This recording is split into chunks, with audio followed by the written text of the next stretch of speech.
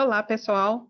Meu nome é Teodora, eu sou estagiária da professora Cássia e hoje eu vou trazer para vocês a aula sobre carboidratos, estrutura e função.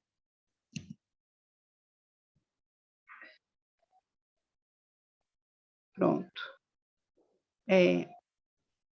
Introdução, né? No caso, os carboidratos, eles, além de você ouvir falar sobre carboidratos, eles também apresentam a forma de hidratos de carbono, glicídios,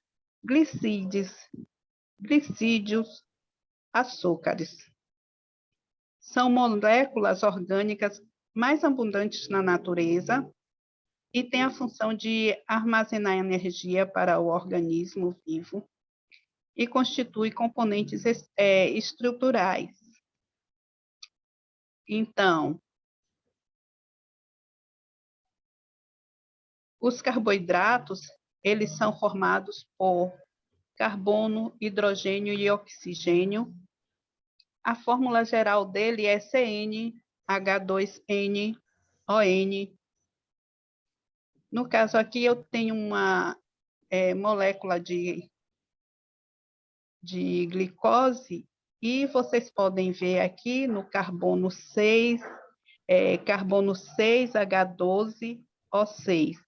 Então, o mesmo número que vocês têm de carbono, automaticamente o número de oxigênio é o mesmo.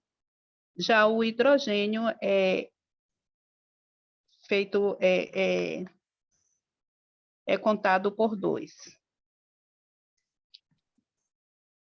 Agora, a classificação dos carboidratos.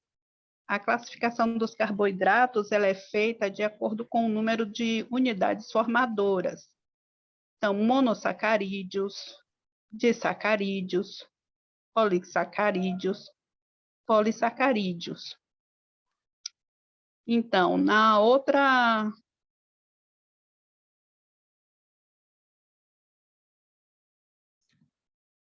Cadê? Monossacarídeos sim, os açúcares, né, que são as unidades fundamentais, não necessita de qualquer alteração para serem absorvidos. A fórmula geral a gente já viu. Agora, esse N, ele tem que ser igual ou maior que 3, né? Ele não pode ser menos do que 3. Ele tem que ser maior que 3.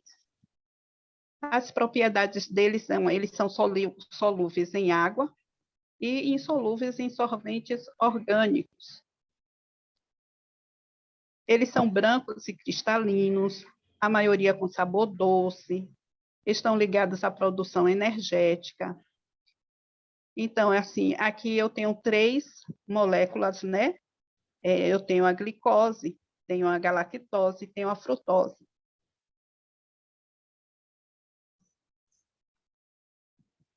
Pronto.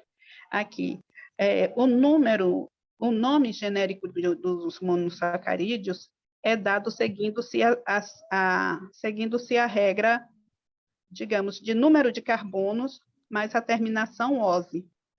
Por exemplo, se eu tenho 3 carbonos, eu tenho a triose. Se eu tenho 4 carbonos, eu tenho tretoses. Se eu tenho 5 carbonos, eu tenho pentoses. Se eu tenho 6 carbonos, eu tenho hexoses. E se eu tenho 7 carbonos, eu tenho heptoses.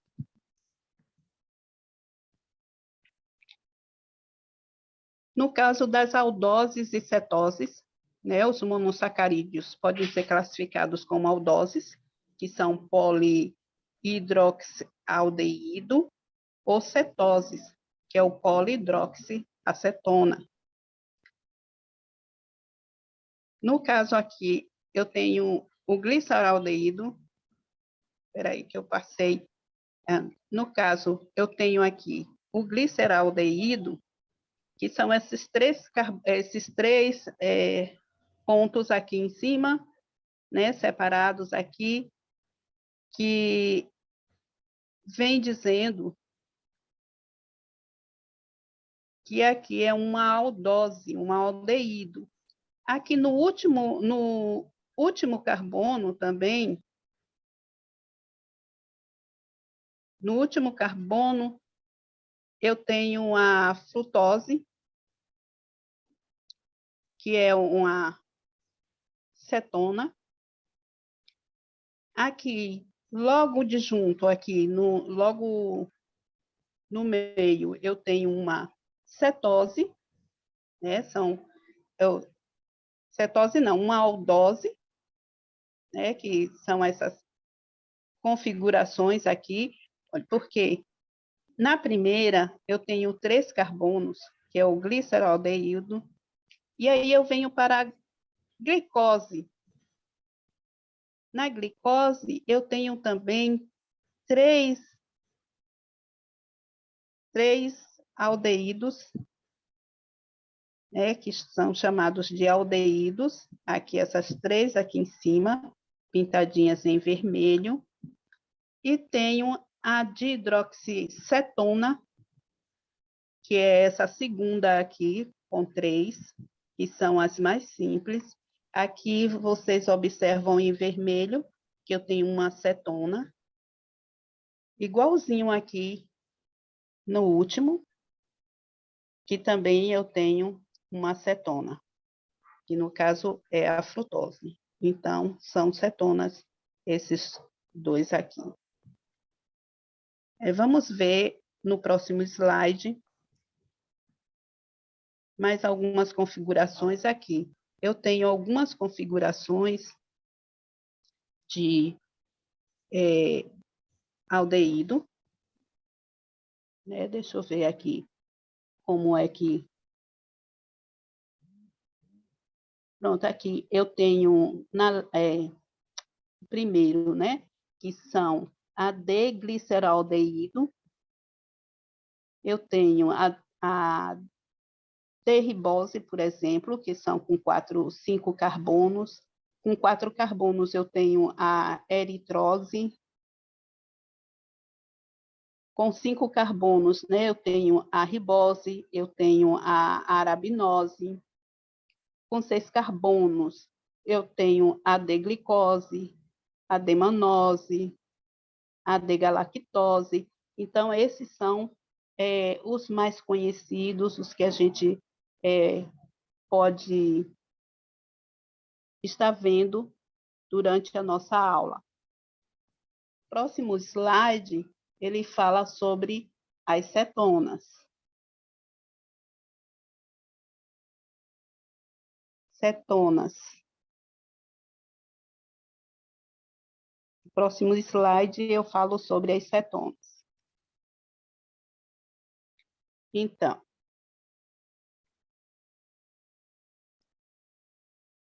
aqui eu tenho a hidroxiacetona, eu tenho a frutose, com 6 carbonos, eu tenho a xilose, com 5 carbonos, e assim por diante, né? No próximo slide, nós vamos ver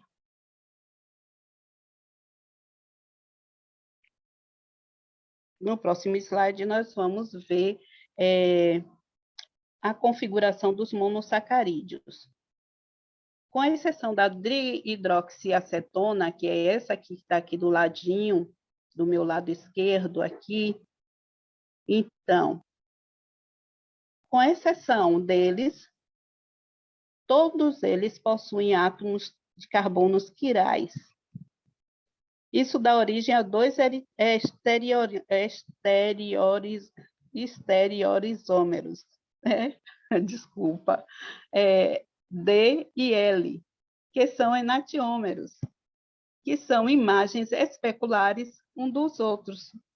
Né? Vocês colocam, por exemplo, o carbono, né? A composição deles, em frente ao espelho. E aqui vocês observam que ele tem uma configuração que, se você for tirar do espelho e colocar em cima desse outro aqui, ele não vai ficar igual, porque esse que está no espelho, por exemplo, a hidroxila vai ficar no lugar do hidrogênio. Deu para entender? Aí a gente chama de enantiômeros de gliceraldeído. Vamos ver outro slide. Bem,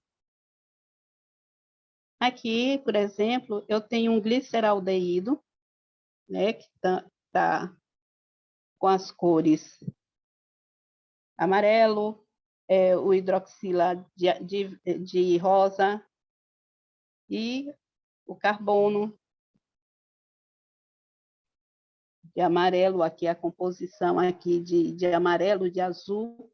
Então, aqui, eu colocando no espelho, vocês vão ver que a hidroxila dele vai ficar do lado esquerdo.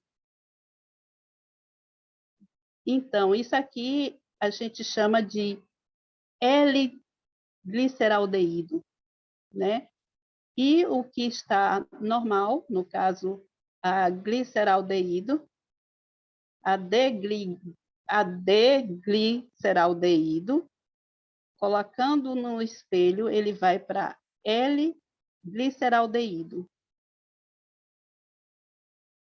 E essa fórmula que vocês estão vendo aqui, ela é a projeção de Fischer, porque elas são tracejadas, no caso, tracejadas não, elas são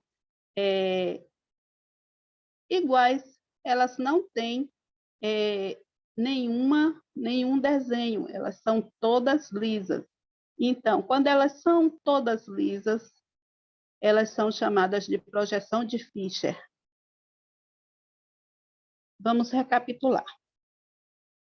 O gliceraldeído, quando colocado no espelho, ele vira um L-gliceraldeído, que é este que está aqui do meu lado direito. Quando eu vou para a fórmula de baixo, então vocês observam aqui entre o hidrogênio e a hidroxila, tá vendo? Eles estão bem cheinhos, né? Os tracejados bem cheinhos, bem mesmo firmes. Isso significa que ele está próximo da gente. E esses que estão mais atrás, que são tracejados mesmo, que dá para ver o tracejado mesmo, eles estão um pouco mais adiante, né? Um pouco mais atrás. Então, essa fórmula a gente chama de fórmula em perspectiva. E veja bem se vocês conseguem entender. Em cima eu tenho um gliceraldeído com as marcações normais. E embaixo eu tenho a fórmula em perspectiva, que são esses tracejados, tem bem juntinhos, que são os que estão mais perto, e os tracejados mais longos, que são os que estão mais distantes, né, da gente. Então, na natureza, a maioria dos carboidratos possuem essa configuração D no carbono assimétrico e mais distante da carbonila. Então, vamos ver o próximo slide. O que é que diz? O próximo slide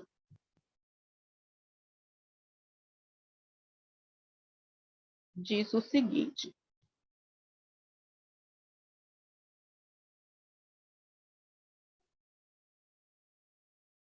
Ó, são açúcares que diferem somente na configuração ao redor de um átomo de carbono, Então, o que é que eu faço aqui? São açúcares que diferem somente na configuração ao redor de um átomo de carbono. Aí eu peguei aqui como exemplo a glicose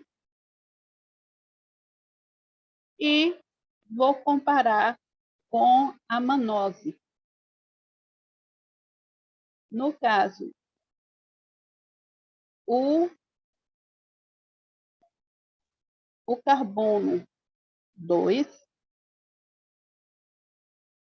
tanto na glicose, né, na glicose, o carbono 2 está igual ao carbono 2 da manose. Isso quer dizer que ele é um epímero em carbono 2. E quando você pega aqui o carbono, a glicose, né, você vai observar, digamos, a galactose, aí você vai ver que tem uma semelhança no carbono 4 da D-galactose. Então, isso é um epímero em carbono 4. Não sei se deu para vocês entenderem. Mas cada epímero difere da D-glicose na configuração de um centro quiral. Né? Por isso que está assim as cores, para poder vocês identificarem. No próximo slide,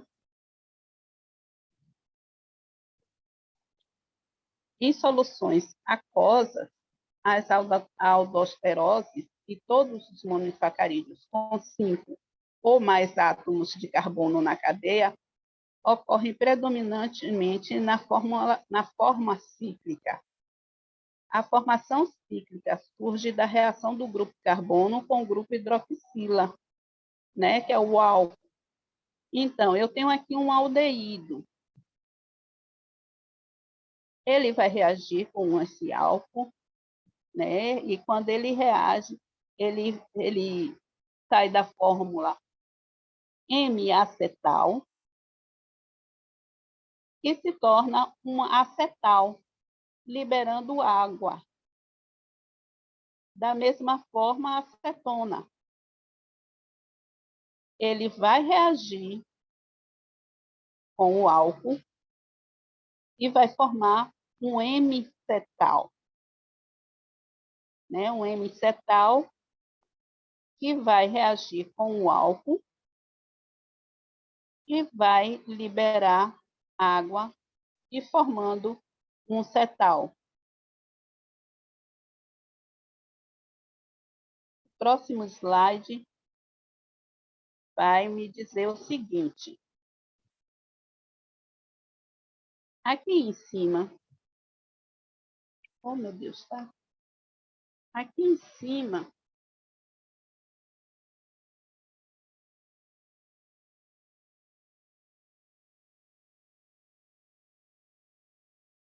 eu tenho um carbono que vai reagir com essa hidroxila aqui, né? Bem aqui em cima, né? Vai agir com essa hidroxila e ela vai fazer o seguinte.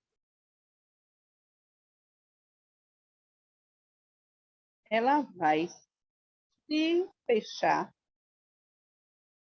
Quando ela estiver se fechando, ela vai descer, né? Vai formar uma estrutura, né? Um carbono no carbono 1, ela vai formar esse acetal. Esse acetal vai ficar para baixo do plano. Então, ele vai se tornar um gliceroldeído.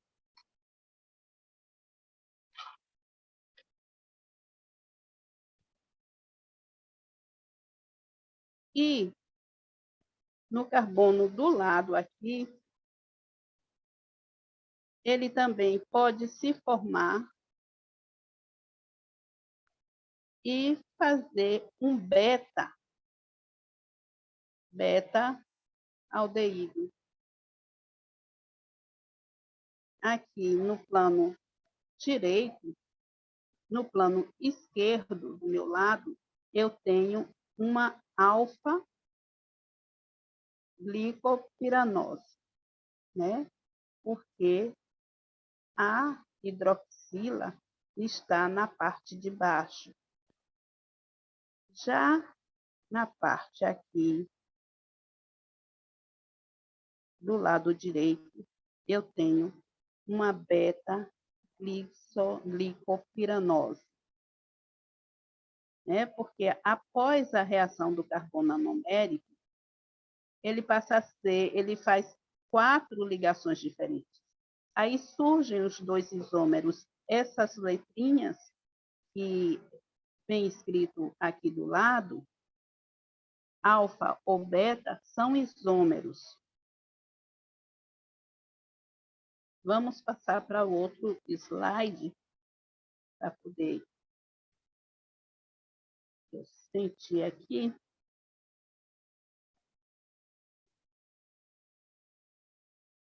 Viu, gente?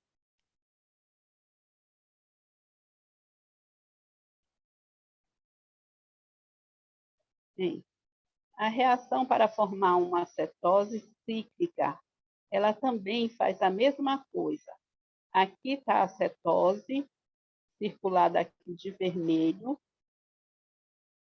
e vai reagir com esse álcool que está aqui, né, que tem um M-cetal, que vai formar um ciclo, né? Ele vai formar o ciclo e aqui o OH vai ficar para baixo. Então, eu vou ter uma alfa. No caso desse aqui, do carbono que está do meu lado direito, eu vou ter uma beta,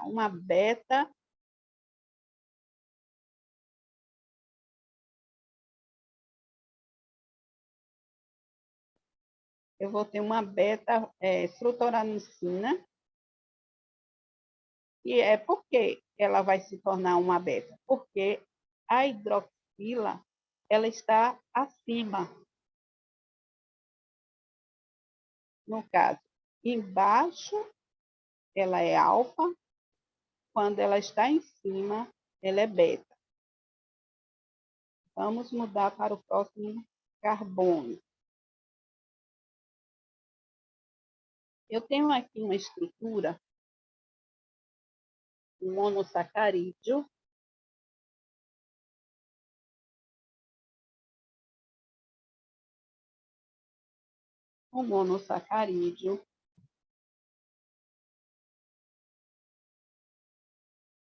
que é assim, ela tem a função dela, né? Primeiro, do meu lado esquerdo, eu tenho aqui a estrutura da ribose.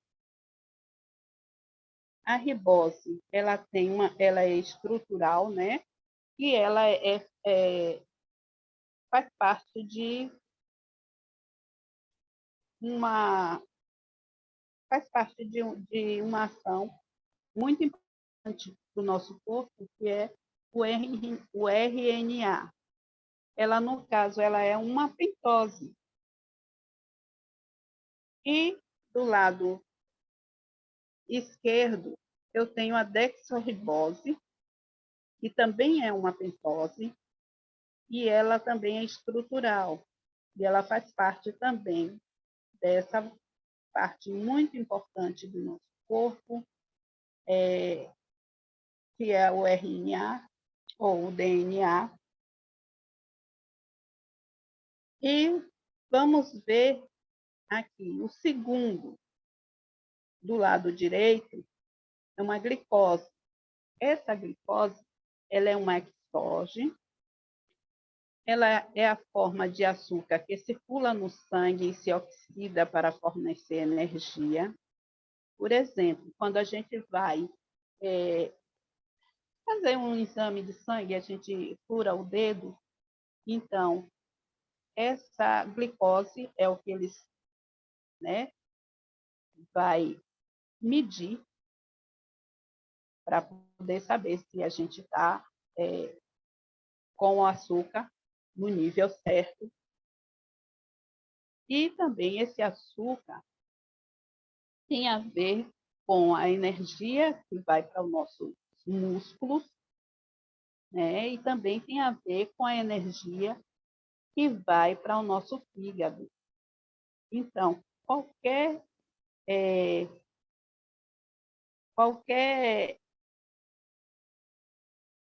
como é que se diz, qualquer desacordo, a gente tem um problema com o açúcar. No caso daqui da frutose, que está do lado esquerdo, do meu lado esquerdo, aqui, eu tenho a frutose, também uma exógena. Ela também está baseada aqui na energia, e a energia das frutas.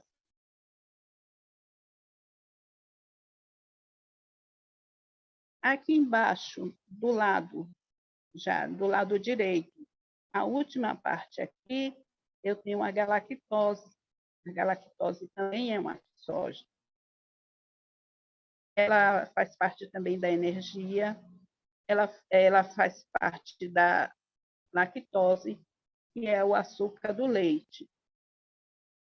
Então, no próximo slide, nós veremos os disacarídeos.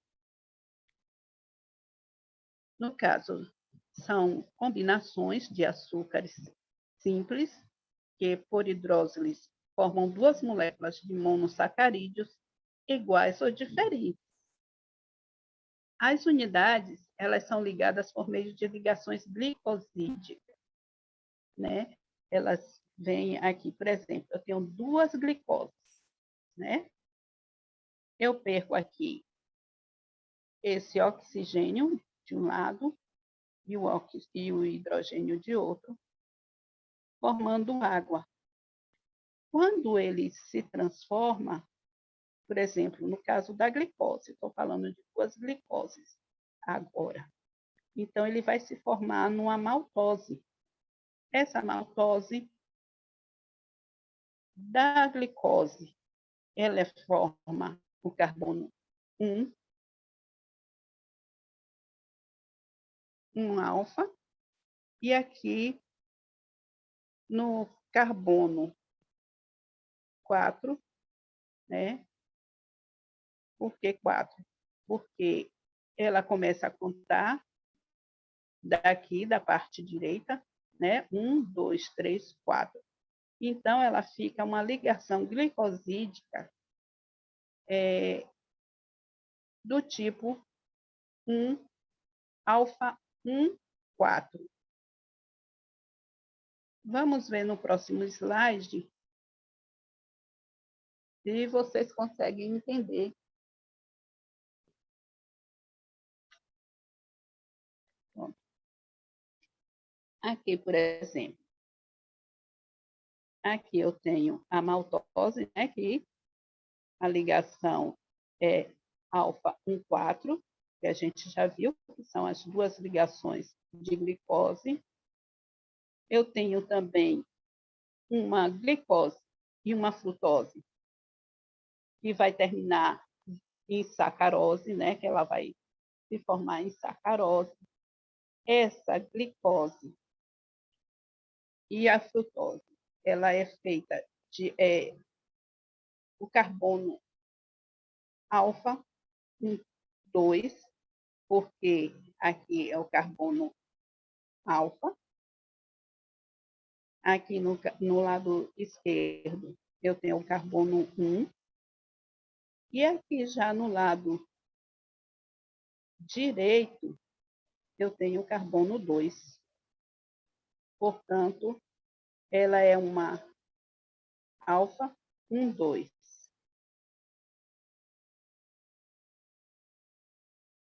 No caso aqui da lactose, ela é feita a galactose mais a glicose. Então, a galactose, ela é o carbono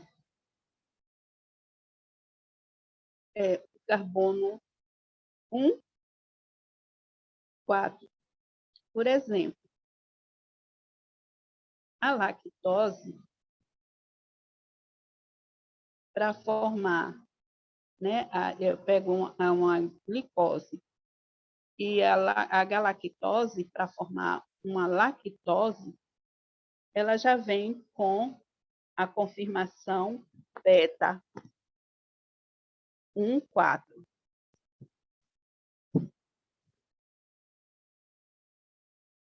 Por exemplo, a maltose são feitas, são pegos, né, duas glicoses, aí a fonte dela é de cereal. São cereais, a sacarose, mais a glicose, né? A sacarose é formada pela glicose mais frutose, que é da cana-de-açúcar, a lactose, que vem da glicose mais a galactose, que ela forma o leite. Então, tudo isso aqui, ela vem escrito alfa 1,4, que é glicose com glicose, que fica na mesma direção. A sacarose é 1,2, né? Que são os carbonos, eles vêm na hora que vocês forem contar, para saber contar direitinho aqui, né? 1,2. Agora, na lactose, ela é beta 1,4. No outro slide,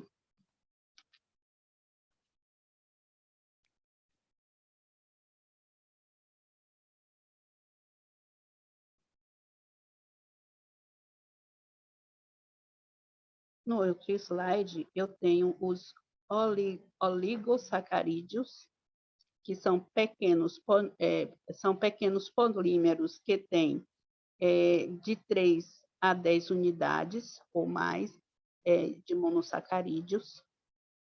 No próximo slide, eu tenho os polissacarídeos, que são açúcares complexos, que têm mais de 10 moléculas de monossacarídeos, podem ser classificados em homopolissacarídeos ou heteropolissacarídeos.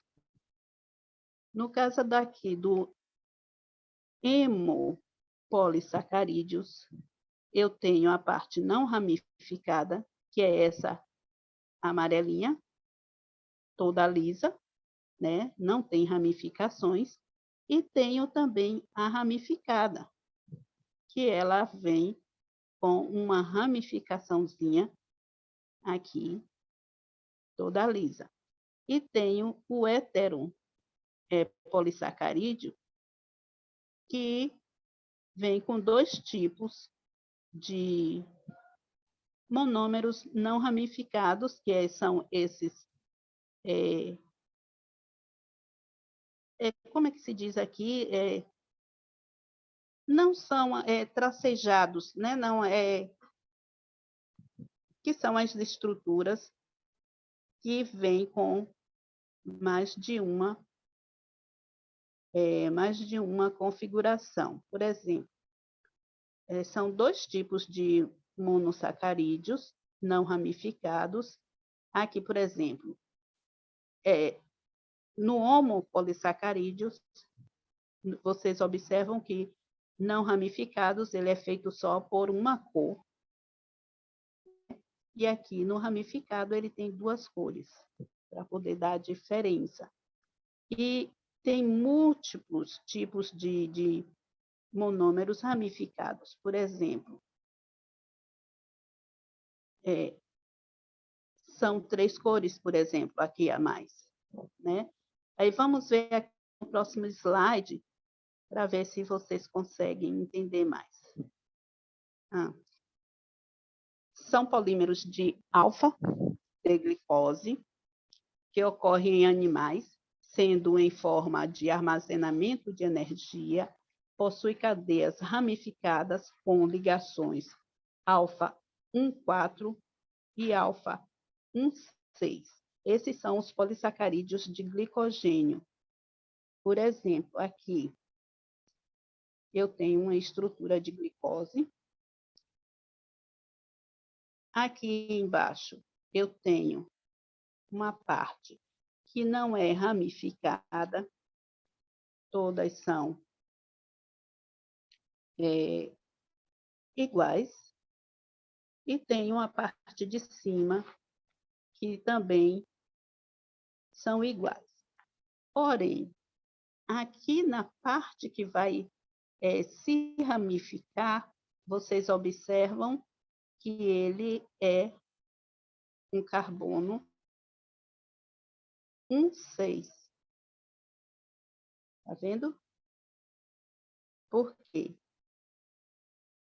O carbono 1 é a parte de cima, a glicose, alfa de glicose, está se ligando aqui ao carbono 6, né? Então, aqui vai formar uma ligação 1,6. E o restante aqui, olha, todos eles é alfa 4. Né? Todos eles aqui é alfa 4.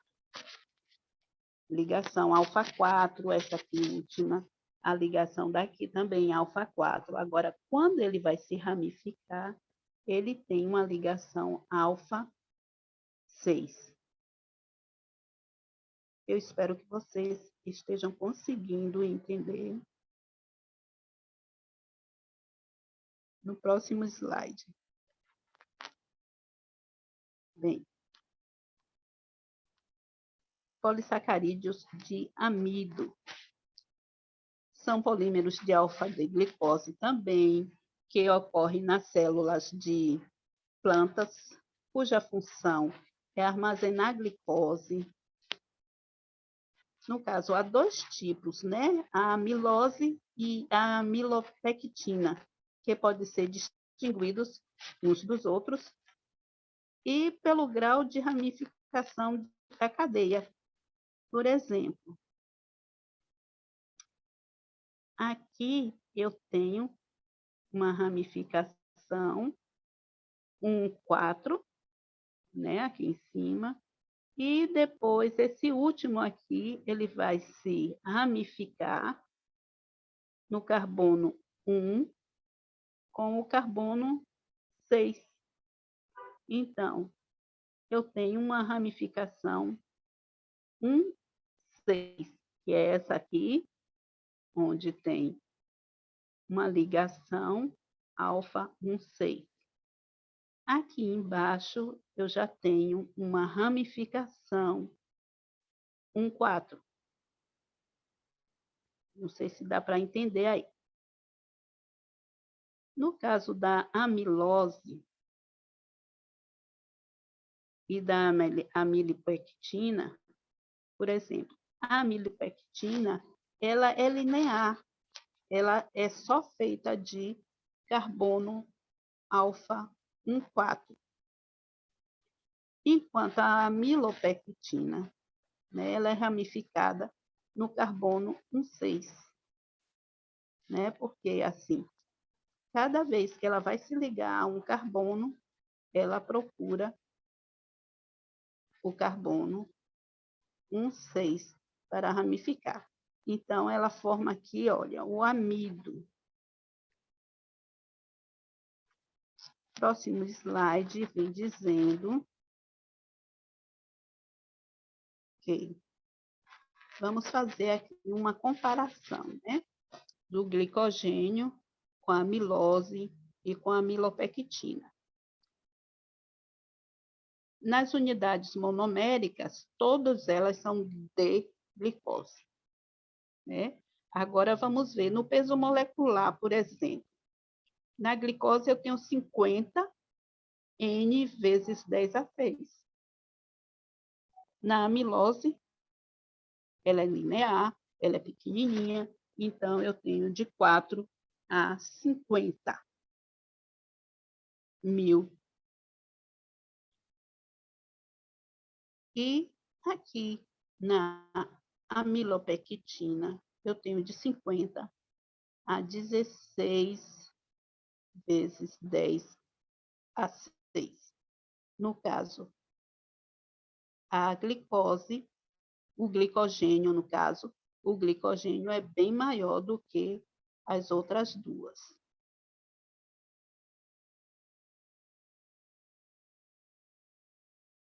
Não no peso molecular, né? No peso molecular, a amilopectina é maior. Mas vamos ver no tipo de pontos de ramificações. Mas antes, deixa eu ver aqui para vocês o tipo de polímeros, que são assim, olha, no glicogênio, eles são ramificados, no glicogênio e na amilopectina, são ramificados que vocês viram lá no carbono 1,6, né? Já a amilose, ela é linear. No ponto de ramificação, de 8 a 12 resíduos, né, o glicogênio tem. Já a amilose, ela não tem nenhuma, porque ela é linear, então ela não tem esse tipo de pontos de ramificações, e a amilopectina tem de 24 a 30 resíduos. Então, no ponto de ramificação, o glicogênio é maior, né? Porque assim, ele tem de 8 a 12 resíduos, enquanto que na amilopectina ele tem de 24 a 30 resíduos. E as ligações glicosídicas, elas são alfa 1,4 e alfa 1,6. Na amilose, porque ela é linear, ela só tem ligações alfa 1,4. E na amilopectina, ela também tem alfa 1,4 a alfa 1,6. Vamos ver o próximo slide, o que é que nos diz.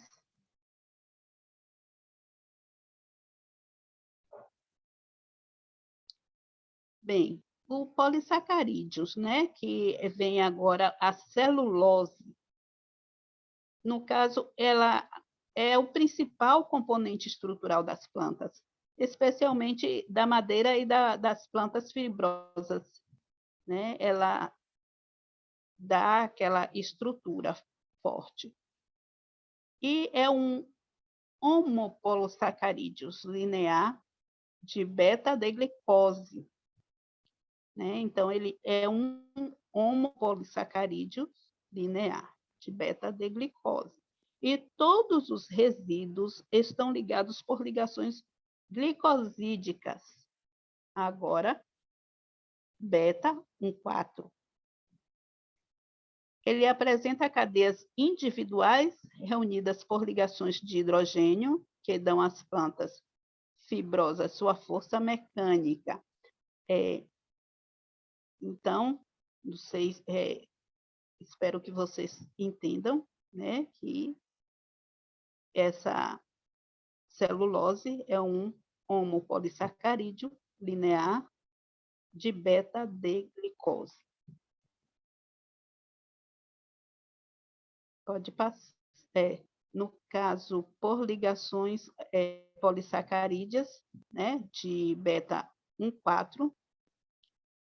E no próximo slide eu tenho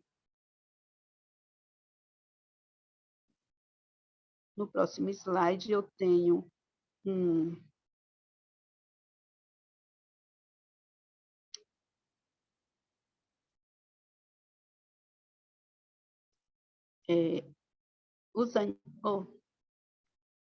Peraí.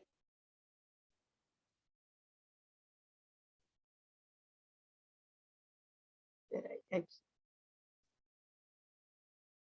Celulose. Então, aqui. No caso de um polissacarídeo, né, que aqui eu venho com 3 átomos de glicose, né, e vocês percebem que ele vem ligado com a hidroxila em cima e ligando na próxima hidroxila embaixo, sempre assim, ó, hidroxila em cima, aqui, e hidroxila embaixo. Então, ele é uma beta 1,4, a celulose, beta 1,4. Bem, eu tenho aqui uma estrutura de celulose que é formada por longas cadeias que podem se unir por pontes de hidrogênio, por exemplo. Essa ligação pontes de hidrogênio, ela é uma ligação muito, muito, muito, muito, muito forte mesmo. E para vocês tentarem fazer, não conseguem, né? Não conseguem fazer uma estrutura, não consegue desfazer essa estrutura aqui de pontes de hidrogênio. Vamos ver aqui no próximo slide o que eu digo aqui. Eu tenho aqui a quitina. A quitina, ela é um monossacarídeo, né, que não é formado por glicose, ela é formada por N-acetil beta-D-glicosamina, unidos por ligações beta 1,4. Ela possui um papel estrutural, né, que é do exoesqueleto de invertebrados, que é de crustáceos, insetos, aranhas, né? E a parede celular dela, da maioria dos fungos, e ela tem uma parede celular também da maioria dos fungos e de muitas algas. Muitas algas. No caso, assim, a quitina, ela, por exemplo, quando a gente mata uma barata, ela faz aquele crack, né? Faz um crack. Esse crack aí é da quitina. Esse é só o que eu tenho para falar por enquanto. E aí, quando vocês quiserem, aqui estão as referências, se vocês quiserem, né, entender melhor sobre o que eu estou falando aí. Aí tem a Camila Araucaia, ela traz um exemplo, uma coisa assim muito boa sobre os carboidratos, e também eu busquei alguns princípios, lá eu fui nos princípios de bioquímica de Langeres, e também pesquisei um bocado sobre esses carboidratos. E aí vocês podem ver e tirar as dúvidas, tá bom? Espero que eu tenha ajudado.